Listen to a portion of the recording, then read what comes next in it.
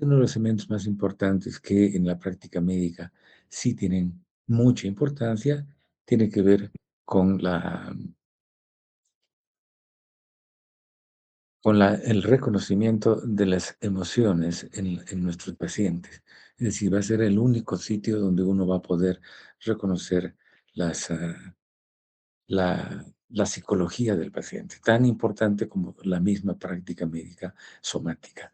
Es decir, reconocer cuál es la reacción que tiene el paciente en relación a su enfermedad, en relación al médico que lo está tratando, en relación al tratamiento. Entonces, vale la pena remarcar que esta es una habilidad que uno va construyendo. Para nosotros es muy fácil, digamos, saber si una persona está alegre, triste, etcétera, pero hay un paciente que a veces tú lo estás viendo por primera o segunda vez, debes aprender a reconocer con sutileza muchas de estos sentimientos, porque a veces el paciente no lo demuestra tan abiertamente como en otras circunstancias, ¿no? Entonces, este es un elemento muy, muy importante del segmento de cabeza y cuello. La otra parte, pues, tiene que ver con los aspectos semiológicos que nos puede aportar el segmento de cabeza y cuello. Aparte de toda la patología que de por sí es intrínseca a las afecciones de este segmento, es decir, tenemos tiroides, tenemos glándulas salivales, tenemos afecciones oculares, etcétera, que por supuesto resulta ser un tópico muy, muy, muy extenso. Comprenderán que tenemos mucha gente que se dedica a este segmento y con especialidades que llevan muchos años de pronto lograr conseguirlas. No solamente uno tiene que ser médico general, sino también luego perfeccionar, hacer la especialidad en un segmento de esta área. Tenemos oftalmólogos, tenemos otorrinos, tenemos una carrera de odontología, tenemos cirujanos maxilofaciales, tenemos cirujanos plásticos. Es decir, el segmento de cabeza y cuello es un segmento complejo de manejar. No se puede manejar de forma individual, se necesita hacer un manejo multidisciplinario. Es decir, estas interconsultas, ese manejo multidisciplinario nos ayuda a tener un mejor enfoque y un mejor tratamiento. No podemos lograr todo ello solamente con una sola especialidad. Entonces, es un segmento importante porque además tenemos 4 de los 5 sentidos localizados en esta área.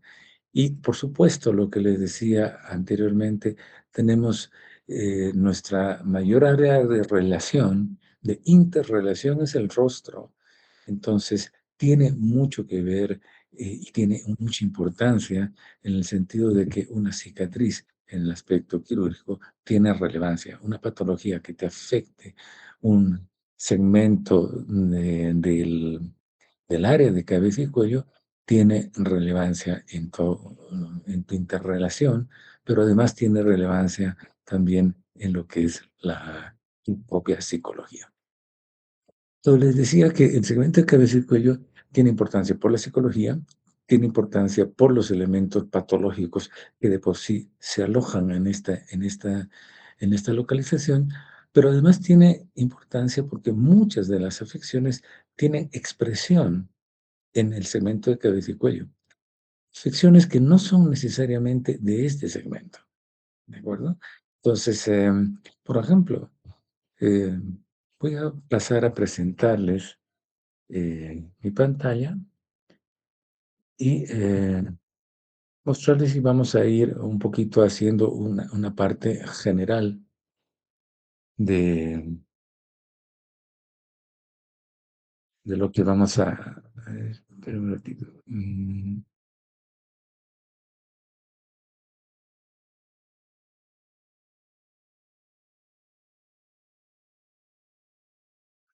Les ruego que por favor ustedes me comuniquen si es que en algún momento no progresan o no pueden ver las diapositivas, por favor.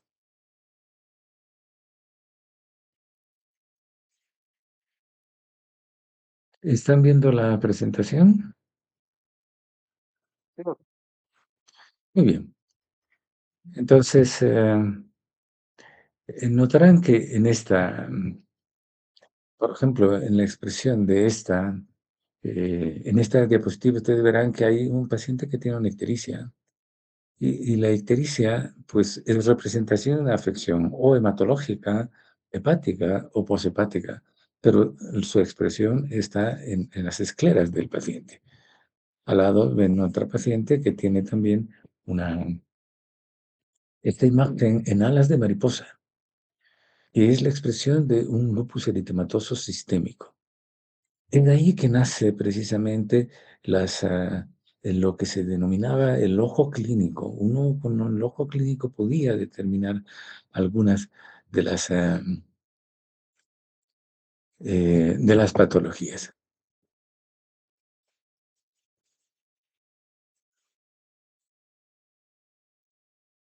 Mm, bien, que son remotas, ¿no es cierto?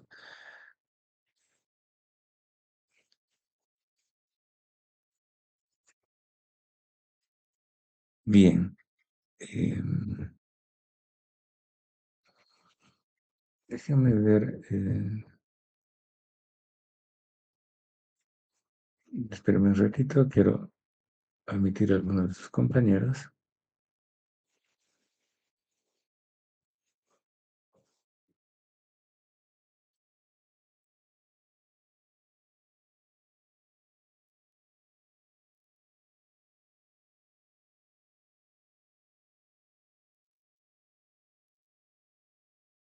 Voy a presentarles toda la pantalla, de esa forma creo que va a ser más fácil que podamos manejarla, porque tengo que admitir a sus compañeros.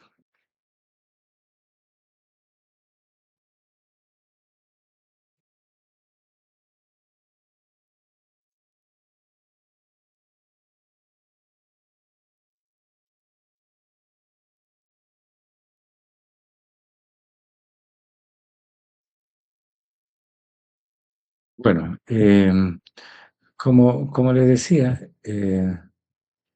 están viendo la presentación, ¿verdad?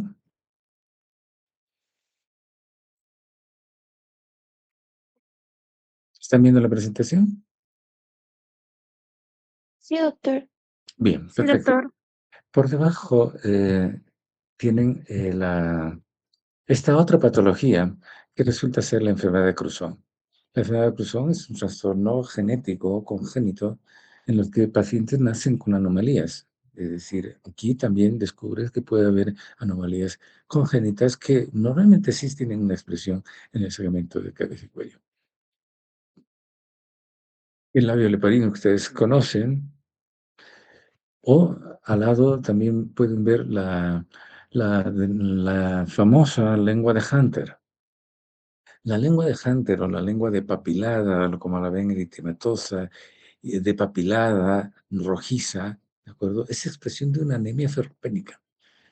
Más abajo pueden ver, por ejemplo, acá una micosis, una candidiasis oral. La candidiasis oral es expresión o de un trastorno de inmunidad disminuida o a veces por el aporte excesivo del tratamiento antibiótico. Tenemos expresiones, por ejemplo, remotas de enfermedades como la enfermedad de Cushing o el síndrome de Cushing, hipercortisolismo, cuando hay una secreción exagerada de hormona corticoide, ¿no es cierto? eh, y que genera el síndrome de Cushing. Acá tenemos el Epulis gradimarum, que aparece en las mujeres gestantes, las adenopatías que vienen a ser expresión de múltiples enfermedades, desde la tuberculosis, sarcoidosis, enfermedad por análisis de gasto, toxoplasmosis, sarampión, linfomas, leucemias y una serie de patologías, es decir, dan origen a un sinfín de posibilidades las patías cervicales. En esta otra paciente tenemos afecciones como una metástasis ganglionar cervical. Y acá al lado tenemos una afección muy frecuente en altura, que es el paraganglioma carotídeo o glomus carotídeo también, que lo vemos con mucha frecuencia en la altura. Es decir, tenemos muchas enfermedades que tienen expresión en el segmento de cabeza y cuello. Acá tenemos la neurofibromatosis o enfermedad von Recklinghausen.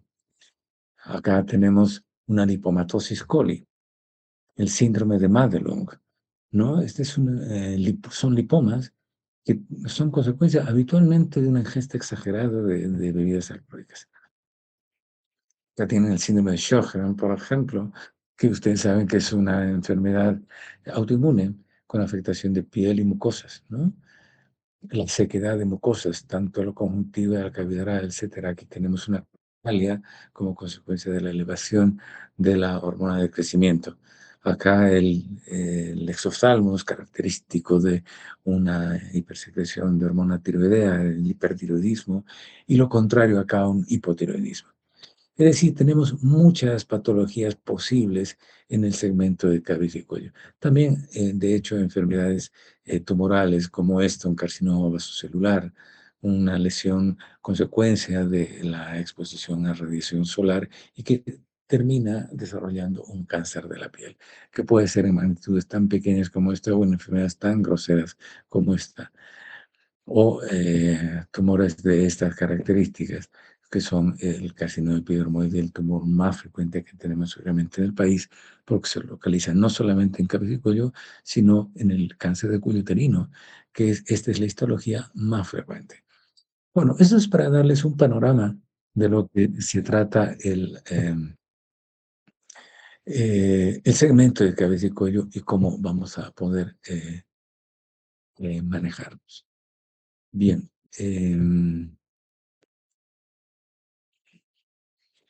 Voy a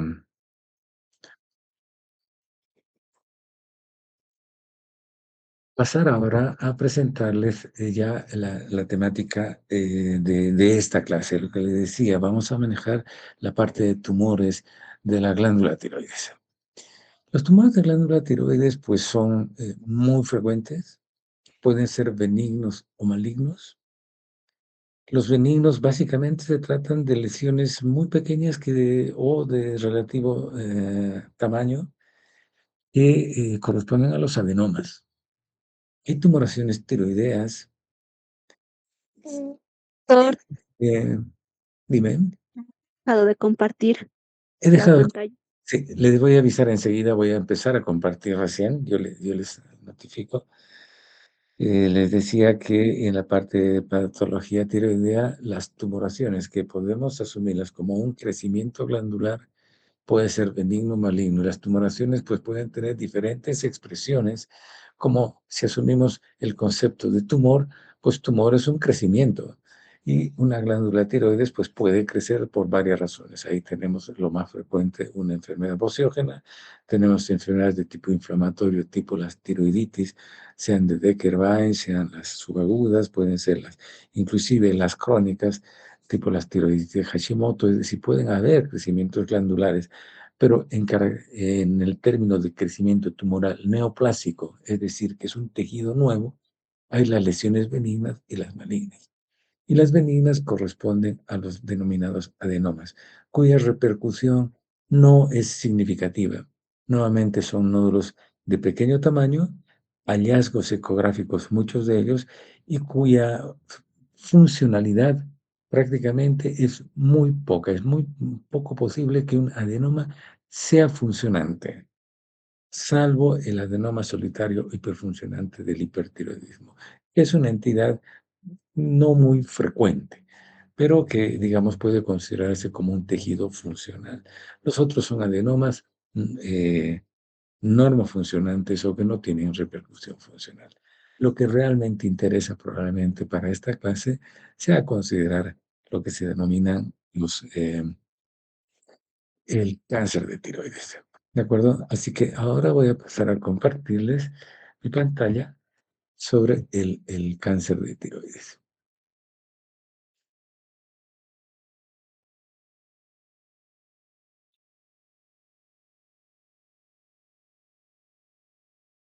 Bien, entonces,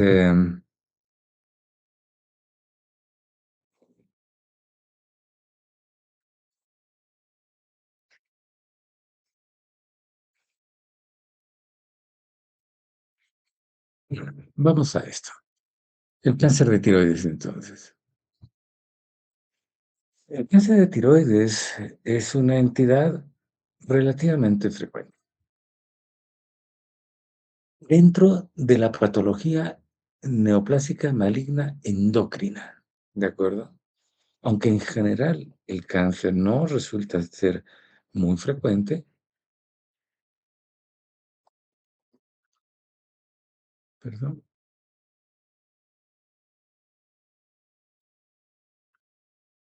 Miren, corresponde al 1,2% de todos los cánceres, es decir, su representación dentro de todos los cánceres resulta no ser muy frecuente.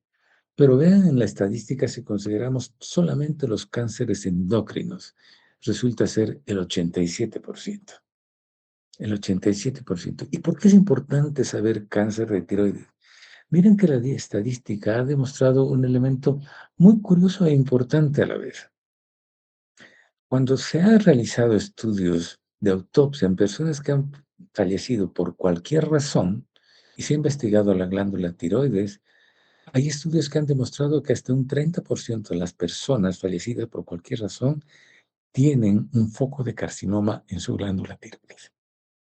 Es decir, de los que estamos presentes en esta reunión, probablemente 10 pudieran tener algunos focos de carcinoma en su tiroides. ¿De acuerdo? Pero la importancia clínica de ello es muy baja. Es decir, esas neoplasias normalmente no crecen, no desarrollan, no evolucionan. Entonces, incluso no es necesario ni tratarlas. ¿De acuerdo? Entonces, el hallazgo de un foco de carcinoma probablemente no tenga mayor importancia porque muchos de estos hallazgos, la mayoría, prácticamente el 100%, correspondieron a un tumor que se llama carcinoma papilar, que es muy, muy, muy curable. Entonces, el hallazgo incidental de cáncer de tiroides amerita probablemente un tratamiento porque a veces no sabemos cuál va a ser la evolución de ello, si va a progresar o no, pero realmente la importancia clínica es menor. Ahora, es más frecuente la patología tiroidea en general en la mujer y el cáncer de tiroides también resulta ser más frecuente. Y el rango, como ven acá, es de 25 a 65 años, es decir, un rango muy amplio en el que se puede presentar el cáncer de tiroides. Hay entidades, estos son los factores de riesgo que tienen que ver con la producción del cáncer de tiroides. Este es un aspecto bien importante, la radioterapia durante la lactancia o la niñez. Es decir, se ha demostrado que aquellas personas que han recibido radioterapia o radiación en dosis bajas pueden desarrollar un cáncer de tiroides hasta 40 años después. Por eso hay que preguntar si es que hubo alguna exposición a radiación previa. Y la exposición puede no ser de magnitud. Normalmente se tratan de exposición a dosis bajas. Por eso los odontólogos están en riesgo, o los radiólogos, o los técnicos en radiología. La norma es ahora que utilicen un collarín de protección de su tiroides, porque la tiroides es una glándula muy sensible a la radiación. Entonces pueden desarrollar en el largo plazo o en el corto plazo un cáncer de tiroides. Bien. ¿Qué otros elementos tienen que ver como factores de riesgo? Antecedentes familiares de enfermedad de la glándula tiroides, sea neoplásica o no, o del síndrome de neoplasia endocrina múltiple. En el caso del síndrome de neoplasia endocrina múltiple, se asocia a un tipo de cáncer en particular, que lo vamos a ver después, que es el carcinoma medular de tiroides. Ya en el aspecto molecular, hay mutaciones del gen RET que condicionan una predisposición a hacer un cáncer de tiroides, particularmente el carcinoma papilar, que también lo vamos a ver luego. El antecedente de bocio, antes no lo consideramos tan importante, pero de pronto empieza a tener significancia porque se va asociando a la aparición de cáncer en pacientes que han tenido bocio anteriormente. El sexo femenino, como les había comentado, las mujeres tienen más frecuencia de cáncer versus los varones, aunque en el varón el pronóstico no es tan bueno. Y la raza asiática también tiene mayor riesgo de hacer un cáncer de tiroides. Ahora, recordemos, en el En la glándula tiroides tenemos células, ¿no? Diferentes tipos de células. Las células foliculares, que son las productoras de hormona, las células parafoliculares, también llamadas células C, que son las productoras de calcitonina, y tenemos las células estromales, es decir, aquellas conectivas de esos senos, de la cápsula, y las células inmunitarias que están en el tejido tiroideo. Cada grupo celular tiene la capacidad de desarrollar un tipo de cáncer. Y como ven, las células folliculares pueden producir o generar lo que se llama el carcinoma papilar, el carcinoma folicular y el carcinoma indiferenciado. Son los tumores más frecuentes que aparecen en estas células.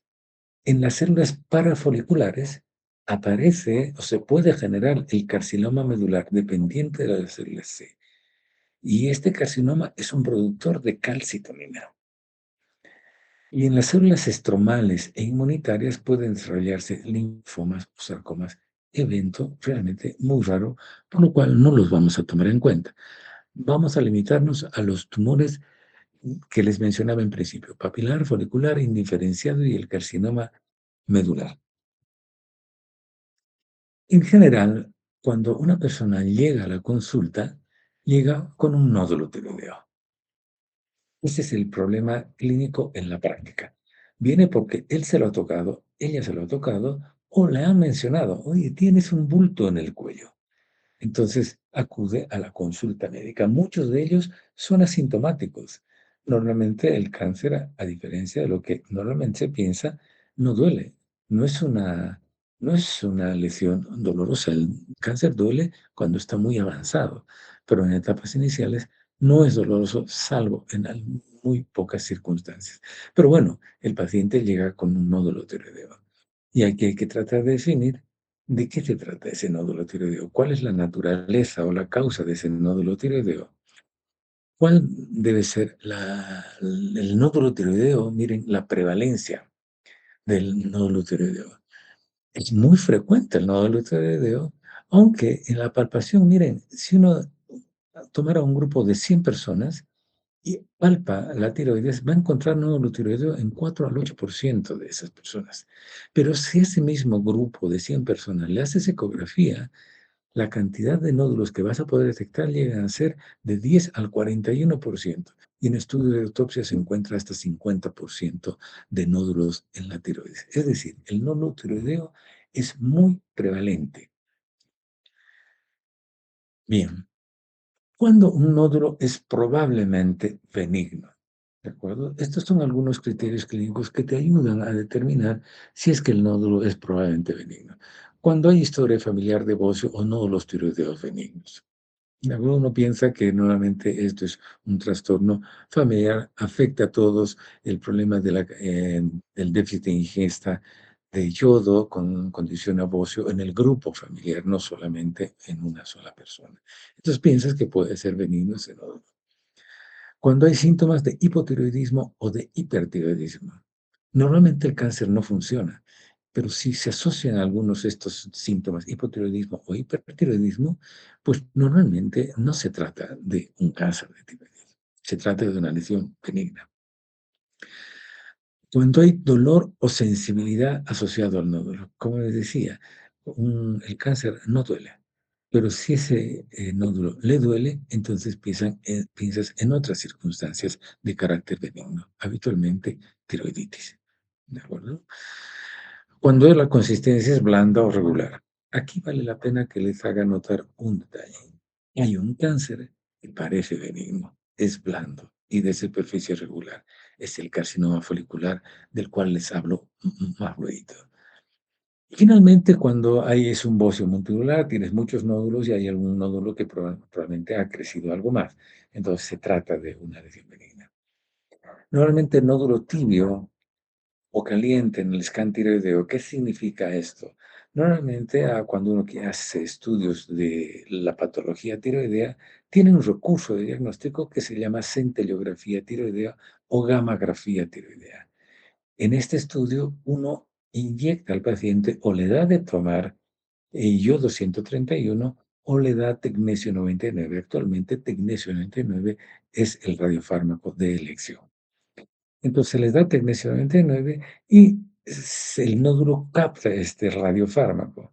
Entonces, puede no captarlo, en tal caso se llama nódulo frío, y aparece como un área amputada de la glándula, es decir, no ves ese segmento de la glándula o lo ves de un tono azul.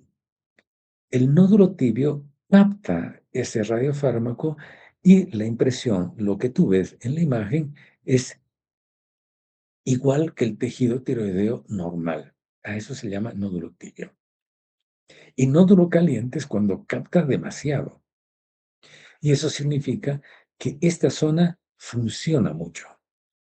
Capta demasiado ese radiofármaco y expresa hiperfunción. Entonces, cuando tú ves un nódulo caliente, estás hablando de hipertiroidismo. Cuando un nódulo es un nódulo tibio, eso es isofuncional, es decir, funciona igual que el tejido tiroideo normal. Y cuando es un nódulo frío, piensas que esa área es hipofuncionante o no funciona, y el cáncer no funciona. Entonces, el nódulo frío será el de sospecha. En cambio, el nódulo tibio o caliente no entra en la posibilidad de sospecha para un nódulo tiroideo. Y cuando le haces un estudio ecográfico a ese paciente con el nódulo tiroideo y es de características quísticas, pues normalmente piensas de que se trata de una lesión benigna. El quiste es un globito de líquido.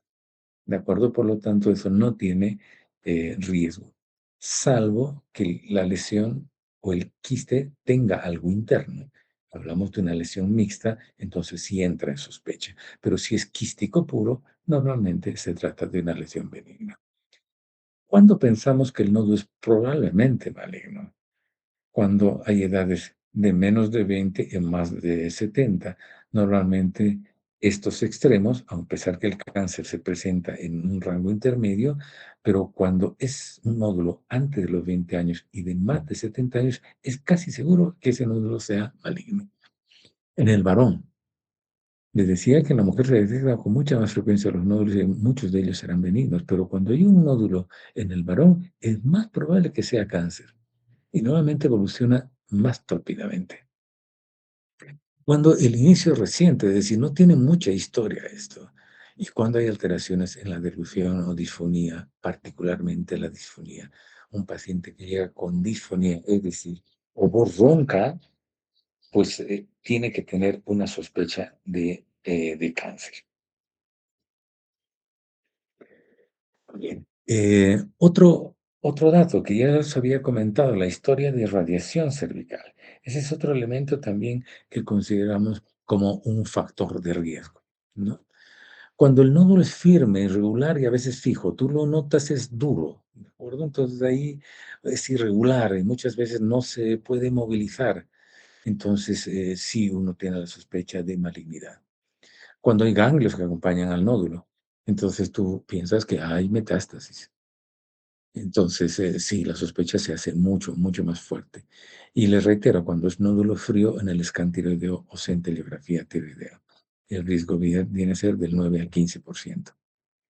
Y que la estructura es sólida o compleja en el estudio ecográfico, es decir, la ecografía muestra que es un quiste, pero que tiene una lesión interna. Eso se llama compleja o mixta, o es completamente sólido. Entonces, la sospecha se va haciendo más grande en relación a la posibilidad de malignidad. Pero, ¿qué hacer con el paciente con un nódulo, ya teniendo estos elementos clínicos que te inclinan hacia pensar en uno u otro sentido? La indicación, y está en mayúsculas por ello, es la biopsia aspiración con aguja fina. Este es un recurso que se lo practica habitualmente sin anestesia. Es un recurso ambulatorio, es un recurso de alta rentabilidad diagnóstica, ¿de acuerdo? Y que te permite hacer diagnóstico con mucha confianza, con mucha confianza. En segundo lugar está la biopsia incisional, que casi no la ejecutamos. Nos basamos básicamente en la biopsia con aspiración con aguja fina. Y mejor si la hacemos guiada con ecografía. Mejor si la hacemos guiada con ecografía. Y finalmente, una alternativa también de hacer diagnósticos marcadores tumorales. ¿Qué significa? Hay una sustancia que está circulando en la sangre del paciente que indica que hay un cáncer. Y en este caso se refiere al cáncer medular de tiroides que les decía que produce calcitonina. Es decir, tú puedes pesquisar calcitonía, medir calcitonina en sangre y si está elevada, ese nódulo es probablemente secundario a un cáncer medular de tiroides.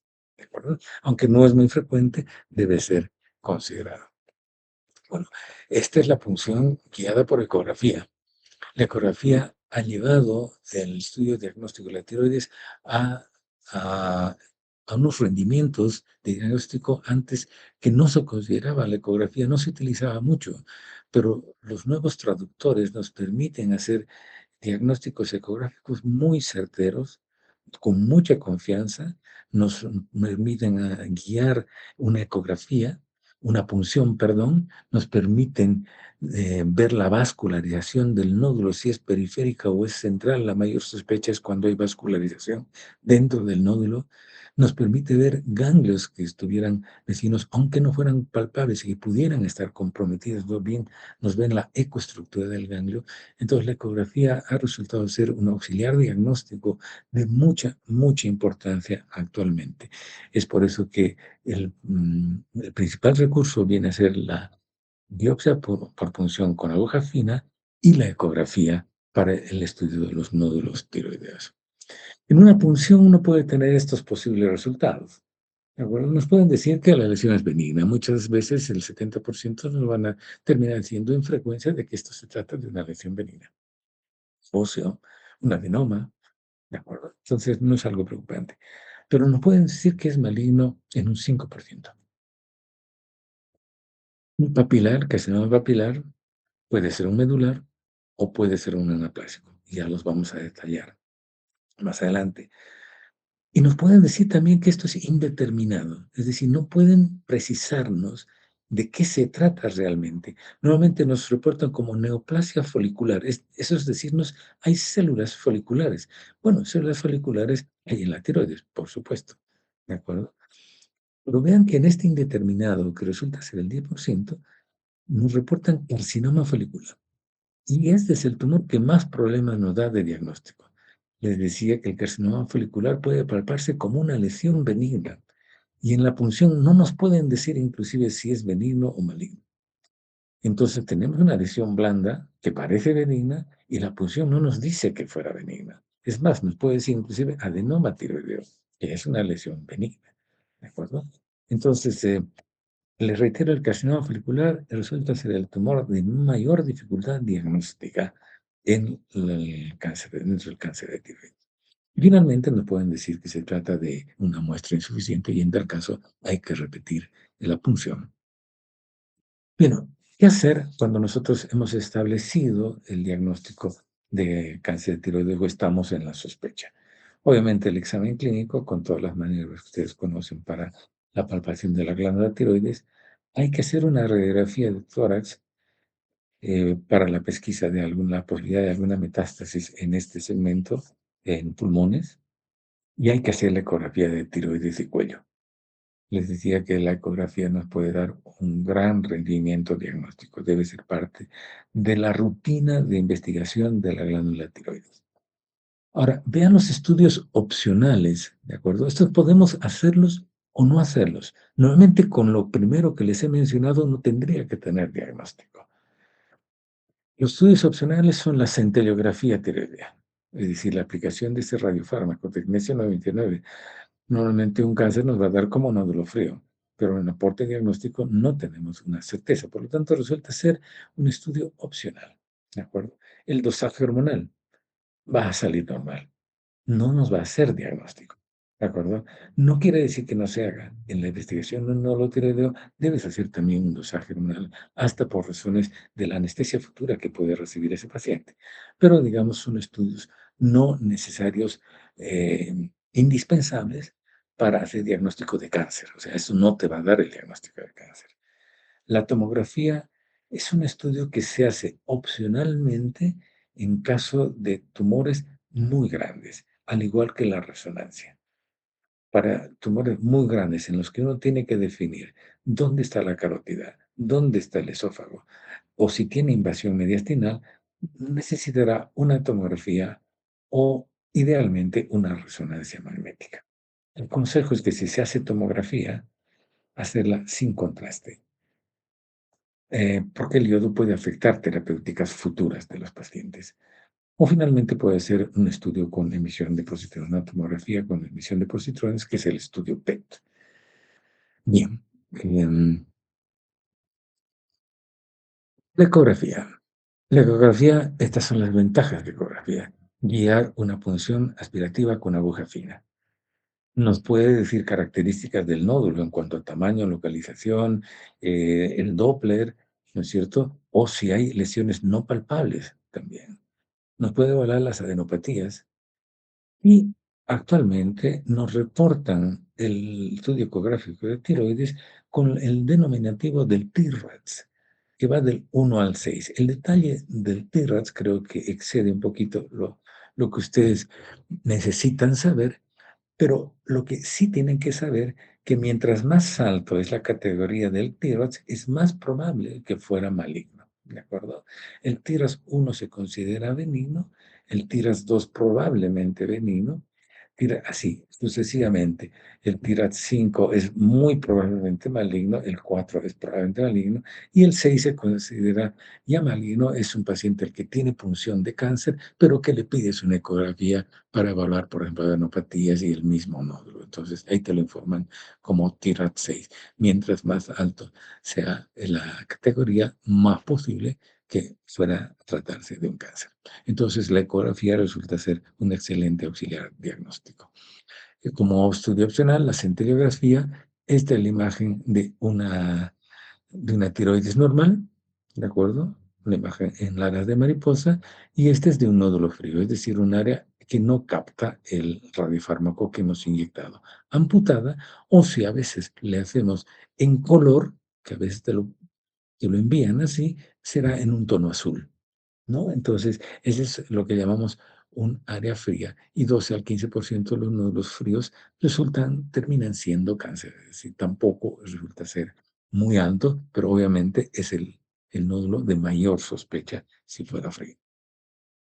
La tomografía o resonancia, miren, esta es una tomografía y esta es una resonancia. Bueno, útiles para lesiones muy voluminosas. Normalmente con examen clínico y ecografía uno tiene la información suficiente, pero la tomografía se hace para ubicar otras vísceras u otros elementos anatómicos importantes, ¿no? Inclusive hasta la localización de tráquea en tumores tan grandes, a veces uno no puede localizar la tráquea. Entonces, tomografía y resonancia resultan ser estudios opcionales. Y esta es una imagen de un estudio PET. El estudio PET inyectas un radiofármaco, que es la 18-fluorodesoxiglucosa, que tiene una gran ventaja, pues esto va solamente al sitio donde hay cáncer. Entonces, tú puedes determinar si el nódulo que estás viendo es cáncer o no. O hasta dónde ha llegado el cáncer, si ha dado metástasis a algún sitio, es decir, uno puede tener toda la imagen completa de todo el organismo para saber si tiene cáncer o si tiene otro cáncer, inclusive. El PET determina una gran cantidad de cánceres, no todos, pero una gran cantidad de cánceres. Y actualmente sumamos el PET a la tomografía y sumamos las dos imágenes y se convierte en el PET-CT. Aquí tenemos imágenes de PET-CT. ¿No? Un cáncer de tiroides aquí en el lóbulo izquierdo.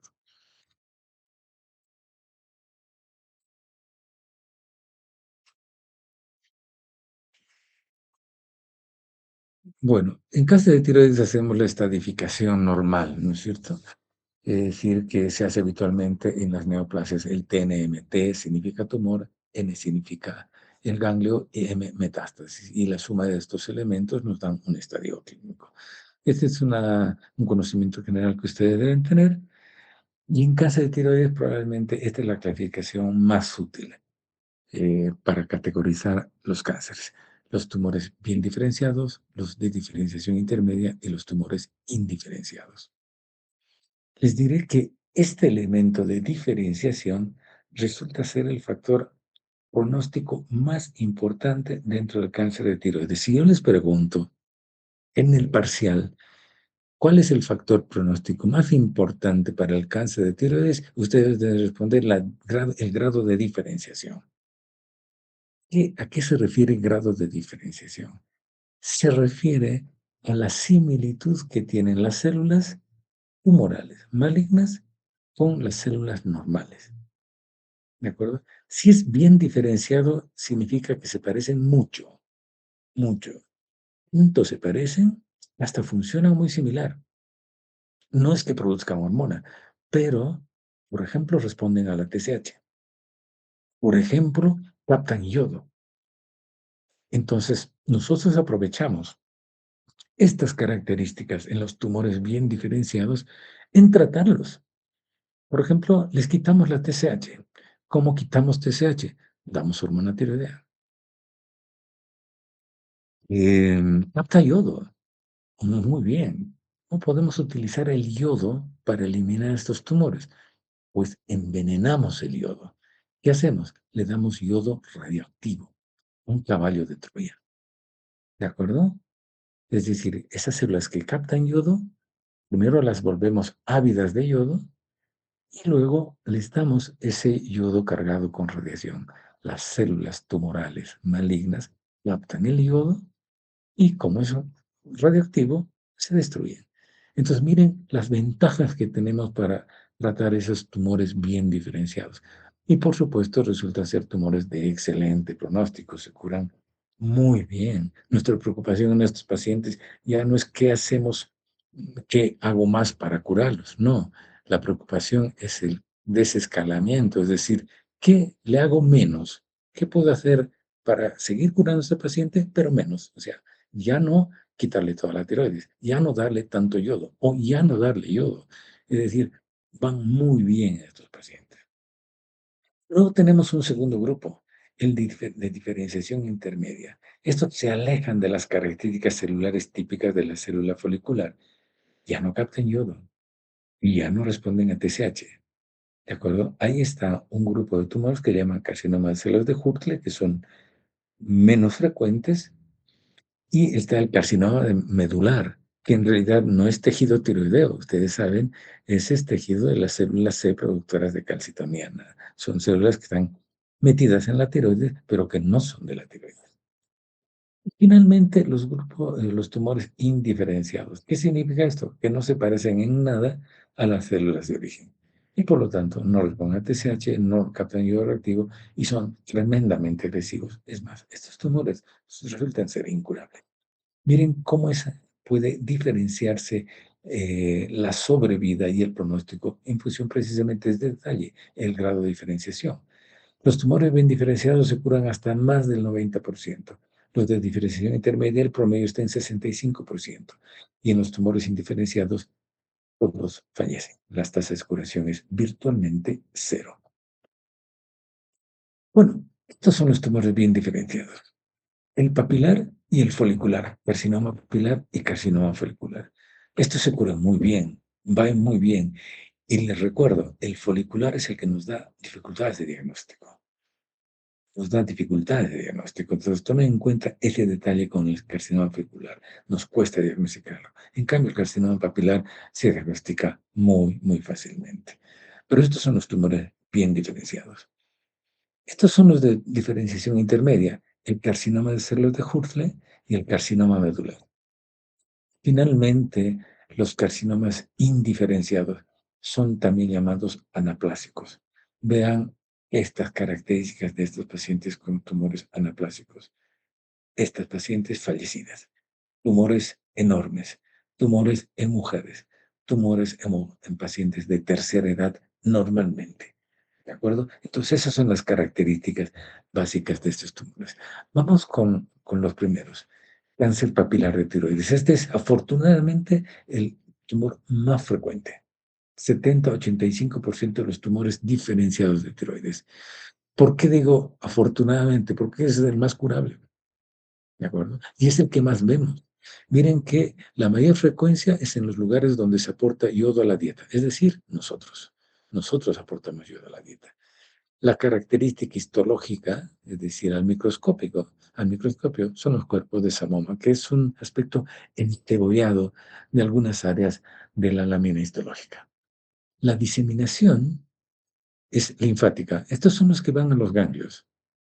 ¿De acuerdo? Entonces, siempre la ecografía nos resulta útil para buscar ganglios metastáticos en el cuello. El diagnóstico por clínica y por punción aspirativa con aguja fina es fácil.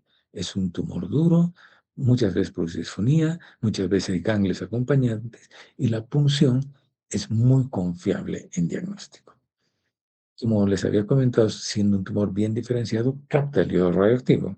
Nos da el recurso de la terapia con el yodo radioactivo.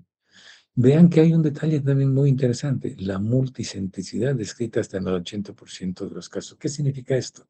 Que tú ves un nódulo clínico, por ecografía también, pero hay células malignas también en el resto de la glándula, hasta en el 80% de los casos. Eso justifica que muchas veces tenga que hacerse una tiroidectomía total, sacar toda la tiroides. ¿De acuerdo? Bien. ¿Qué pasa con el carcinoma folicular de tiroides? Este que nos da problemas. 10 a 15% de los tumores diferenciados es menos frecuente, es más frecuente en áreas sin bocio endémico. La diseminación habitualmente es hematógena, no va tanto a los ganglios, pero sí va por la sangre, pulmón, hueso. ¿De acuerdo? Entonces, esas son las dificultades con este tumor. El diagnóstico clínico es dudoso, como les reitero, y la citología aspirativa, es decir, la punción aspirativa con aguja fina, no es útil. Entonces, aquí tiene que haber un alto nivel de sospecha, pero tiene una ventaja, siendo bien diferenciado, capta el libro radioactivo, y esto nos permite tratar inclusive las metástasis. Les decía que curamos tan bien los tumores de tiroides diferenciados que la preocupación es identificar a qué pacientes tenemos que hacerles más y a qué pacientes podemos hacerles menos tratamiento. Y entre eso se han determinado estos sistemas pronósticos para evaluar en qué pacientes el tumor es más grave que en otro. ¿De acuerdo? Hay el sistema AGES, hay el sistema AMES, ¿de acuerdo? Hay el sistema MASIS, que es el que probablemente ahora se maneja más, ¿de acuerdo? Que tiene que ver con con este acrónimo, ¿no? M significa metástasis, A significa age, edad, y lo he puesto en la parte central porque para todas los sistemas de categorización, la edad es importante. Miren que se repite acá la A, en el sistema AGES, en el sistema AMES también está la A, ¿de acuerdo? Y A significa age, de edad en inglés, ¿de acuerdo? Entonces, la edad resulta ser el elemento central y más importante en factor pronóstico. Si se ha hecho una resección completa, si hay invasión y el tamaño y las metástasis. Este viene a ser el acrónimo del sistema MASIS, que categoriza a los pacientes en de bajo riesgo o de riesgo alto. A los de bajo riesgo les damos menos tratamiento, a los de alto riesgo les hacemos más tratamiento. Pero la edad resulta ser importante.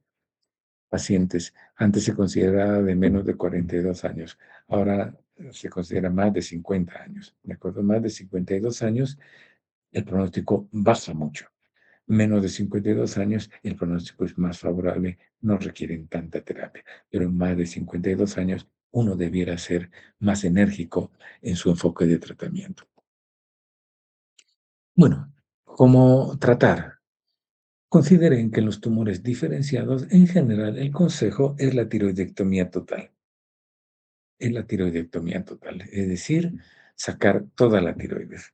A algunos con tumores pequeños, de buen pronóstico, un masis bajo, pues le damos tiroidectomías parciales.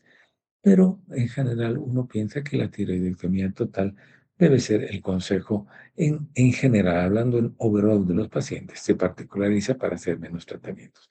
Uno tiene el recurso de yodo radiactivo, como ya les he explicado cuál es la metodología de ello, tiene que hacer hormonoterapia porque dado que estos pacientes tienen tiroidectomía total, hay que reemplazar la hormona tiroidea.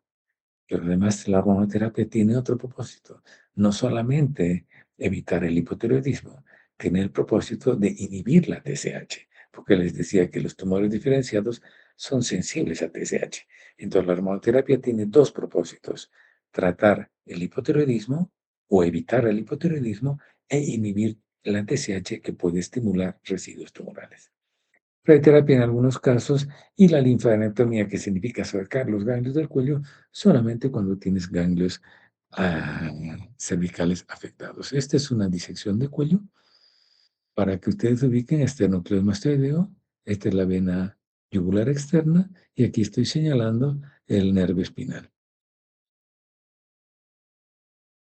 Las disecciones son funcionales, es decir, se saca todo el tejido ganglionar que pudiera estar afectado en riesgo, pero preservas todas las estructuras. Aquí tenemos la vena yugular interna, que ha sido disecada, el nervio frénico, plexo braquial, nervio espinal, la carótida acá y el esternocleidomastoideo. Es decir, esto se llama disección funcional, es una disección económica y actualmente ni siquiera hacemos esto. A veces sacamos solamente los ganglios afectados, la metastasectomía, y los pacientes siguen yendo bien. Entonces, estas son ventajas de la tiroidectomía total, que elimina la multicentricidad que les había comentado que pasa en el carcinoma papilar hasta en el 80% y permite el tratamiento con iodo radioactivo. Es decir, si yo le voy a dar iodo radioactivo al paciente, este paciente no tiene que tener tiroides, porque si no, todo el iodo radioactivo se va a ir a la tiroides. Cuando hago tiroidectomía total, recién puedo administrar iodo radioactivo que va a ir a todo el organismo del paciente y tratar las metástasis que vea o las micrometástasis que no vea. ¿De acuerdo? Entonces, esa es la forma de tratar pacientes con éxito y que tuvieran aún metástasis. Es decir, podemos seguir curando a los pacientes con metástasis con iodo radioactivo. Pero el requisito es que tengan tiroidectomía total, si no todo el iodo se irá a la glándula. Cuando hemos sacado toda la tiroides, hacemos seguimiento con tiroglobulina. La tiroglobulina es una proteína que se produce en la glándula tiroides. Si tiene tiroidectomía total, no tendría que tener tiroglobulina. Entonces, vamos midiendo tiroglobulina periódicamente. Si aparece tiroglobulina, significa que hay recurrencia de enfermedad, hay tejido tiroideo. Entonces, así es como podemos monitorizar a los pacientes. Y se sabe que la tiroidectomía total, obviamente, disminuye la recurrencia local. Menos tiroides, menos posibilidades de que envuelva la enfermedad. Vamos con los otros tumores, los cánceres de diferenciación intermedia. Aquí tenemos los de Hurtle y el carcinoma medular. ¿De acuerdo? El Hurtle es una variedad del carcinoma folicular, pero este es un tumor que no capta iodo radioactivo, no es un tumor muy frecuente. Y la diseminación, miren, combina la diseminación del papilar con el folicular. Puede ser linfática y puede ser hematógena. ¿De acuerdo? Y en general tiene peor pronóstico en relación a los tumores diferenciados porque acá ya no podemos dar iodo radioactivo. Entonces, el pronóstico en estos pacientes baja a un 60%, 5 años. El carcinoma medular, este es otro de los tumores de diferenciación intermedia. No es muy frecuente, 3 a 12 de los cánceres, 12% de los cánceres tiroideos, dos variedades, uno puede ser esporádico y otro familiar, es decir, hereditario. El esporádico significa que aparece en cualquier persona, habitualmente mujer, y el familiar asociado a la neoplasia endocrina múltiple. Esta neoplasia en la que hay hiperplasia de células parafoliculares, en la que hay carcinoma medular y en la que hay feocormocitoma. ¿De acuerdo? Las tipo 2A y 2B. Deriva, como ustedes saben, de las células C, que están incluidas dentro de la glándula tiroides, y el marcador tumoral resulta ser calcitonina. Les decía que uno puede medir calcitonina y si de tener alto, pues el diagnóstico casi ya está hecho. Se trata de un carcinoma medular de tiroides. No capta iodo radioactivo al no ser una dependiente de células folliculares y la diseminación es mixta, tanto hematógena y linfática. Comprenderán que en este tipo de tumor los recursos de tratamiento son menores, prácticamente la cirugía. Entonces, a estos pacientes se aconseja siempre hacerles tiroidectomía total, sacar toda la tiroides, ya que tenemos menos recursos de manejo. Sacar los ganglios del cuello, eso les decía, se llama linfadenectomía, cuando hay enfermedad ganglionar, y radioterapia en algunas circunstancias. Y finalmente, al peor cáncer de todos, el cáncer indiferenciado. Esas imágenes que les mostraba a personas de la tercera edad. 1 a 3% de los cánceres de tiroides, muy agresivo y la mortalidad es 100%. Las curaciones son anecdóticas en la literatura. La edad más frecuente, tercera edad, 65 a 74 años. Y al diagnóstico ya el 50%, Normalmente vienen con tumores muy grandes, que en semanas han duplicado su tamaño. 50% ya tienen metástasis a distancia y la sobrevida se calcula en 4 a 5 meses. Fallecimiento por asfixia o hemorragias masivas. Es un tumor muy complicado. Prácticamente estas son las características que nos llegan los pacientes con tumores muy avanzados. Como les digo, no es posible hacer mucho con estos pacientes. Prácticamente el tratamiento está destinado a ser paliativo y los ensayos han estado con cirugía, radioterapia o quimioterapia, pero hasta ahora no tenemos buenos resultados con carcinoma diferenciado. Bien, eh, con esto terminamos la,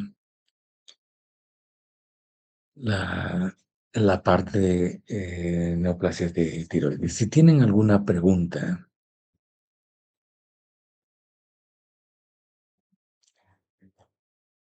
Bien, muchachos, entonces mañana tenemos la segunda clase, va a ser con la doctora Johnny Pérez. ¿De acuerdo? Muy bien. Listo, hasta luego, muchachos.